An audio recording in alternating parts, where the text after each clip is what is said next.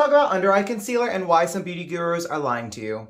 Okay, first and foremost, when people say, oh, do not place your concealer like this, it's absolutely wrong, it's the worst thing, do it like this, they're just wrong. I'm sorry, they're wrong. Like, no hate to them, but they're wrong. Listen to me very closely. There is no right or wrong way to do your concealer. It all comes down to personal preference, your face shape, and your end result goal. As I'm blending this concealer out over here on the side, I'm blending it upwards at a diagonal because this is going to give me, as you can see, the appearance of a lifted look. So this is correct for me and what I want. The reason I don't do my concealer this way is because I don't want to bring attention down here towards the bottom of my face. I want to lift everything. So this is the opposite of what I want from this side. If you are someone, depending on your face shape, who does need to bring some attention to the middle of your face, then of course you can apply it this way and blend it out and blend it underneath your eye if you want. If you want a little bit of both worlds, yes, you can blend it out just like this with the little triangle, and you can also bring it upwards and outwards to kind of give yourself a little bit of that lift and balance. There is no right or wrong way to conceal your under eyes. It's personal preference.